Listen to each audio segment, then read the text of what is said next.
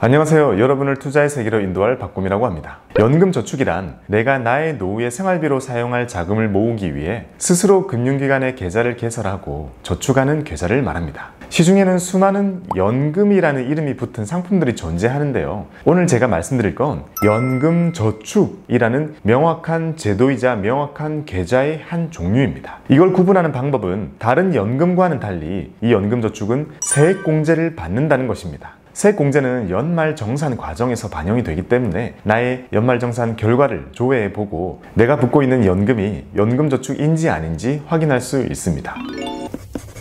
대한민국 국민이라면 누구나 연금저축을 개설하실 수 있습니다. 나이 제한도 없고 소득 조건도 없습니다. 즉, 주부님도 개설하실 수 있고 갓난 아기 이름으로도 개설할 수 있습니다. 그리고 누구나 1년 동안 최대 1,800만 원만큼 저축할 수 있는 한도를 가지고 있습니다. 우리는 이 1,800만 원을 쪼개고 쪼개서 여러 개의 연금저축을 여러 개의 금융기관에 개설할 수 있습니다. 예를 들면 A은행에 500만 원, B증권사에 1,000만 원, C보험사에 300만 원 이렇게 나눌 수 있죠. 이 한도는 1년 동안 그만큼 저축을 할 수 있다는 것이지 채워야 한다는 금액을 뜻하지 않기 때문에 너무 부담 갖지 마시고요. 한도는 넉넉히 설정해 두시면 좋습니다.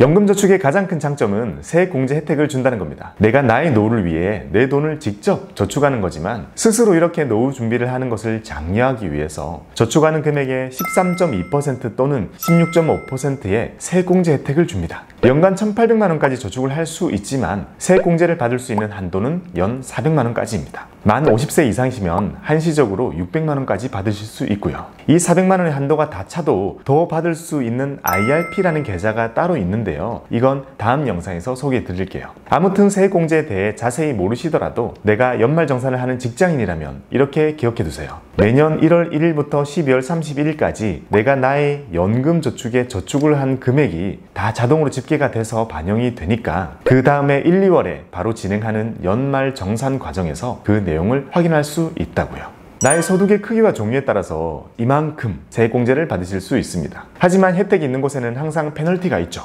연금저축에서는 세액공제를 받았던 돈들을 연금저축으로 다 쓰지 못하고 계좌를 해지하거나 다른 방식으로 출금을 하게 되면 16.5%의 기타 소득세를 부과하도록 되어 있습니다. 꼭 기억해 주세요.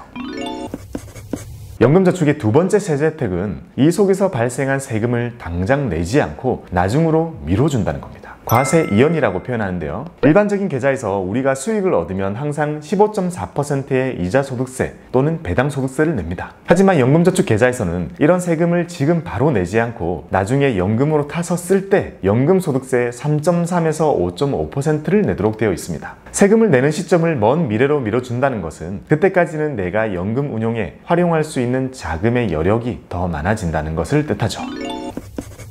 연금저축은 노후에 사용할 자금을 모으기 위해 아주 긴 기간 동안 저축을 하는 것이 보통입니다. 그래서 사람마다 다르겠지만 상당한 목돈이 모이는 경우도 많습니다. 그러니 이 속에 들어간 자금이 어떻게 운용되는지도 매우 중요하죠. 연금저축을 보험사에 개설하면 연금저축보험, 이 경우는 보험사에서 제공하는 이율대로 굴러가게 되고요. 은행과 증권사에 개설하면 연금저축펀드를 개설하시게 되고 이 연금저축펀드는 이름 그대로 펀드와 ETF로 저축금을 운용하게 됩니다. 물론 어떤 펀드와 ETF로 할지는 투자자 본인이 스스로 정할 수 있고요. 그러니 내가 어느 금융사에 개설했는지와 내가 그 속에서 어떤 상품을 선택했는지에 따라서 이 계좌 속의 자금의 크기가 천차만별로 서로 달라집니다. 그러니 저축을 꾸준히 잘하는 것도 중요하지만 수익이 잘 나서 잘 불어나도록 운용에 신경을 써주는 것도 매우 중요합니다.